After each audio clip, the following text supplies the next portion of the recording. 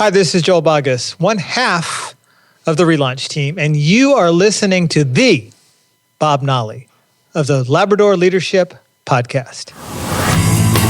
Live from the RVA, this is the Labrador Leadership Podcast with Dr. Bob Nolly, the program that brings you the leadership skills that can make you the most authentic, approachable leader for the sake of your business, your team, and for you.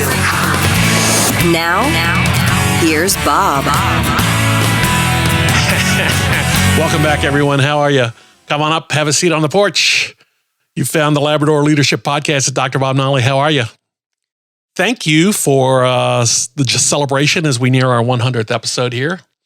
And today is special for me for a couple of reasons. Number one, I have a good friend here, Matthew Shapiro. Matthew, welcome to the program. How are you?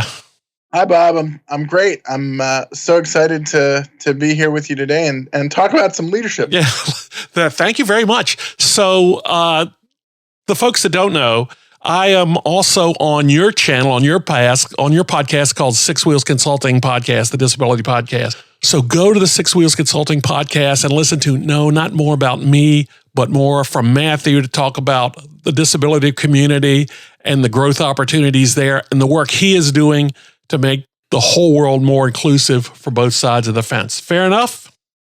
Sounds good. Okay. So the second point I want to make, you and I met at this event that is called 1 Million Cups.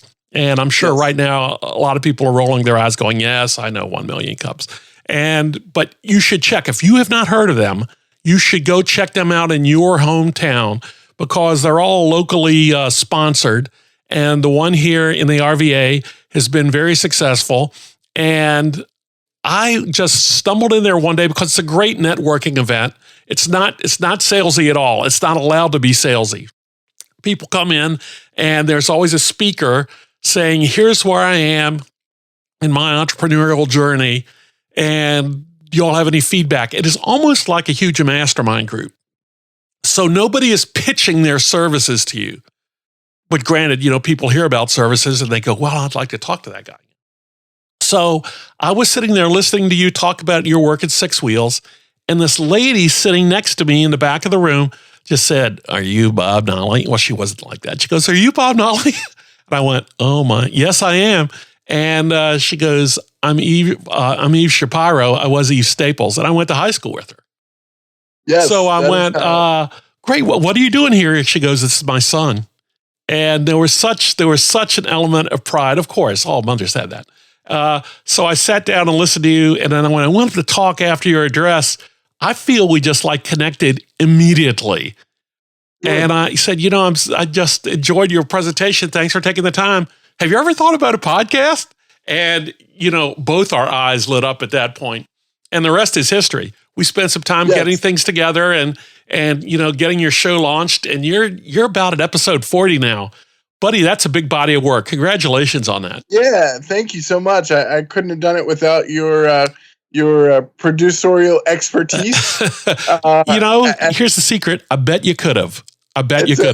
It's a team effort for sure. Sure it is. And frankly, I've met a lot of nice people in the community as well, folks that are on your staff and your volunteer services and folks we talked about. And every time we get together and have a conversation, it broadens horizons for me and more importantly for all of your listeners there as well. Before we get into that though and talk about the show, because people can go listen to that now, tell people about the work you're doing at Six Wheels.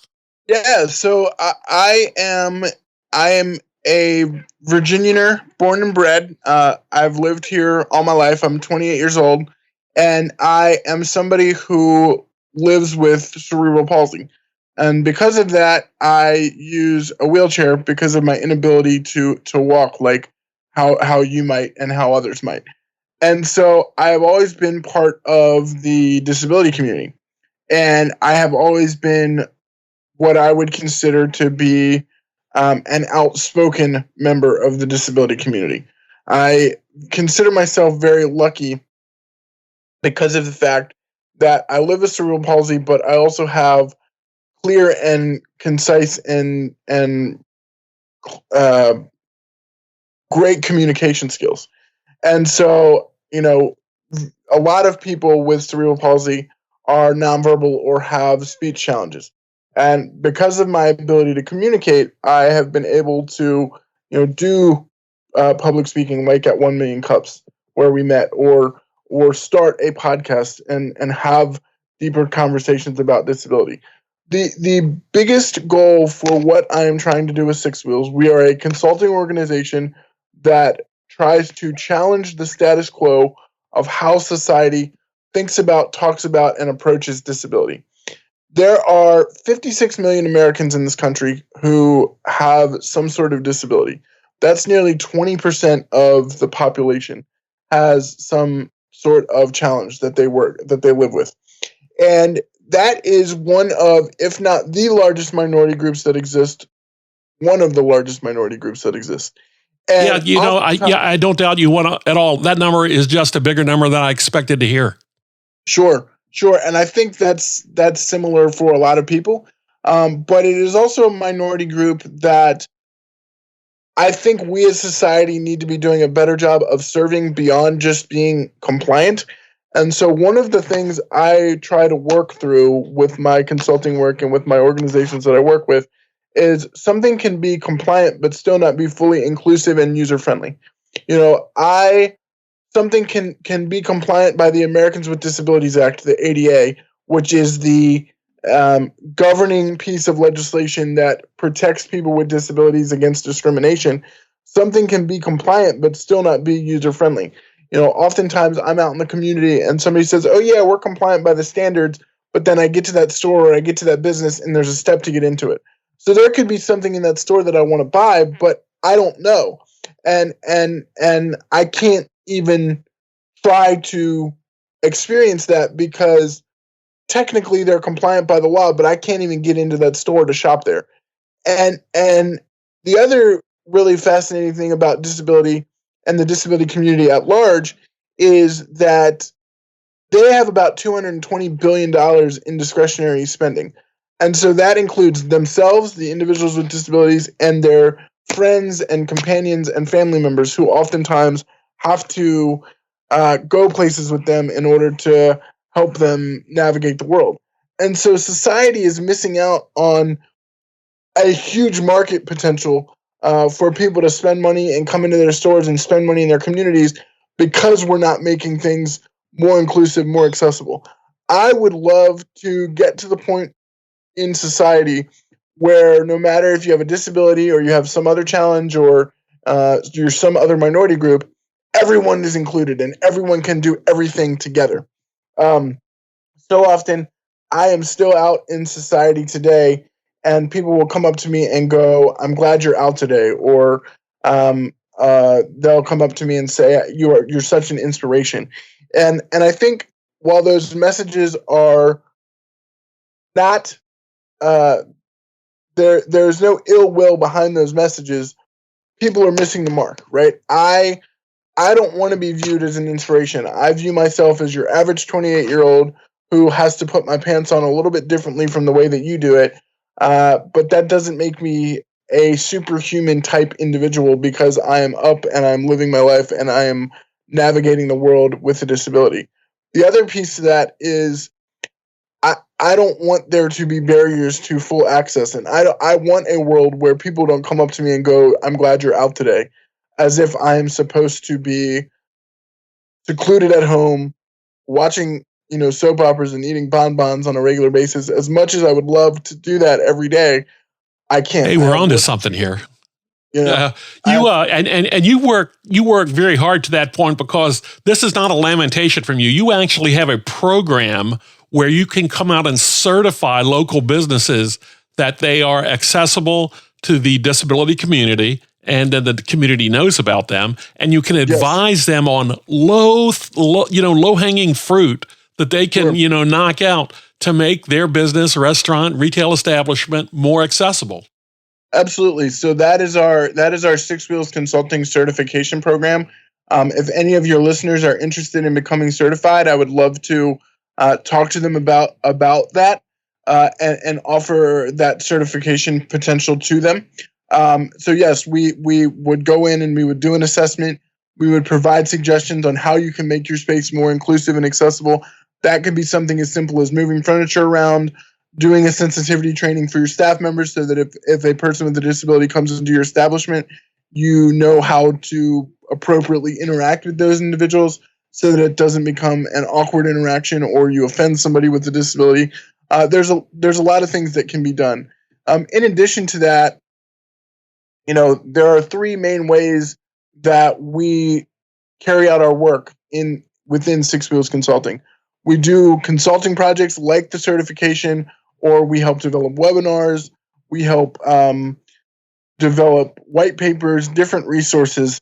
I was recently doing a project for an organization in Canada, and they had me reviewing guides and reviewing plans on how to make youth initiatives more inclusive to people with disabilities. So I was doing some consulting work there. We also do a ton of public speaking. I probably do about 20 to 25 gigs a year speaking at different organizations. I'm in negotiations right now to do some really cool public speaking programs for some big organizations in the area. And so, those things are coming together. Do public speaking in DC. I do public speaking everywhere. So if anyone would like to have me come in and do a program at their business, I do a program around disability etiquette. I do a program around leadership. I do a program around relationships. I have a wide catalog of programs that if people are interested in learning more about, please do so. But we do that, and then I am also a lobbyist down at the Virginia General Assembly. Yeah, thank you for coming to rehearsal. Yeah, I would just wanted to say you clearly, from the description here, are a very busy individual. But then when I found out through our work together that at one point you said, no, I won't be able to get together to work tonight because I'm up on Capitol Hill. The General Assembly's in session. I'm like, what?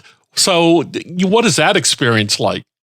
Oh, it's great. So I'm a political nerd at heart too, when I'm not doing everything else. And so I work for organizations, several organizations around trying to implement disability policy to make the world better for people with disabilities. So it ties in very nicely with the rest of the work that I do with Six Wheels, trying to change how people perceive disability.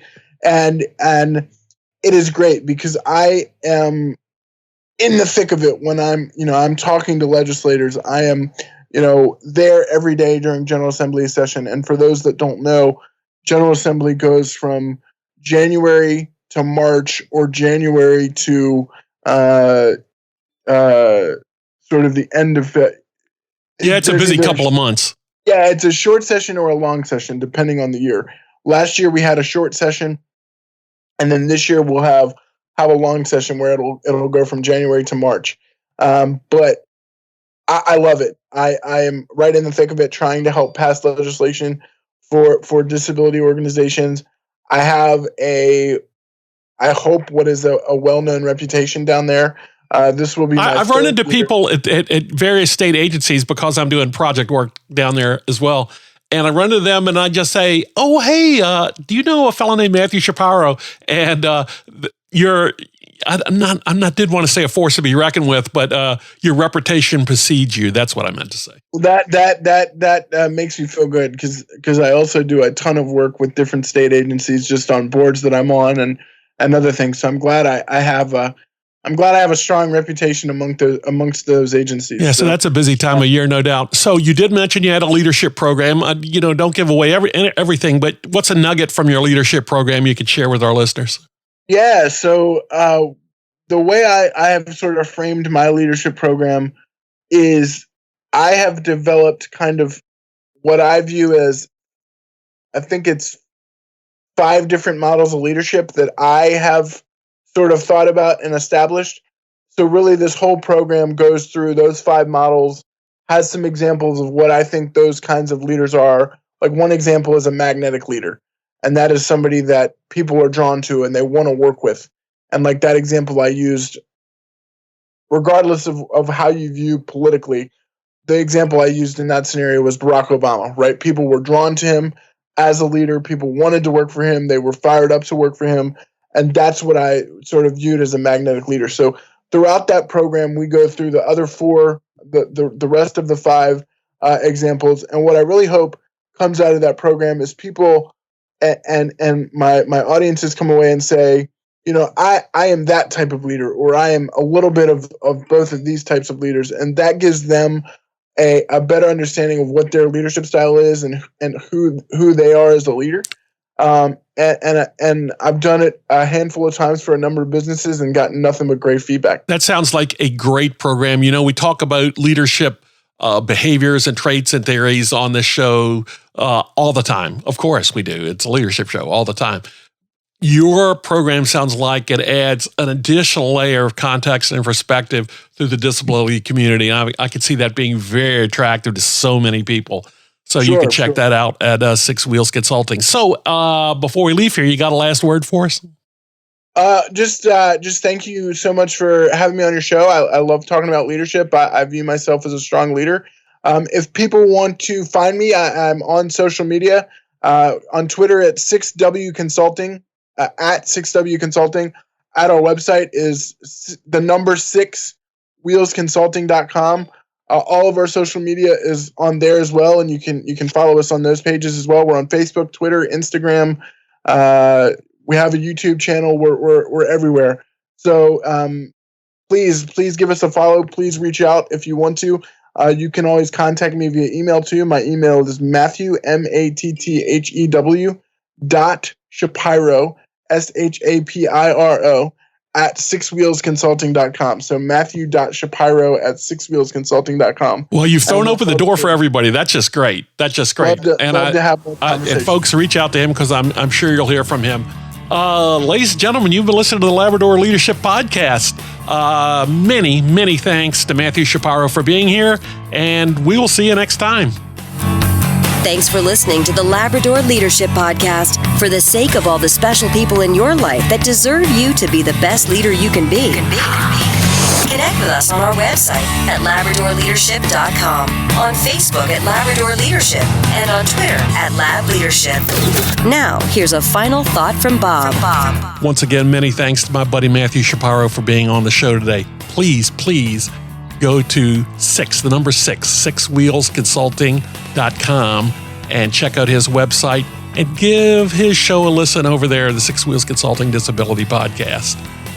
Everyone here, thank you for being here. Please hit the subscribe button, leave us a little comment and a 5-star rating if you could do that, and I'll shout out some love here for you on the show.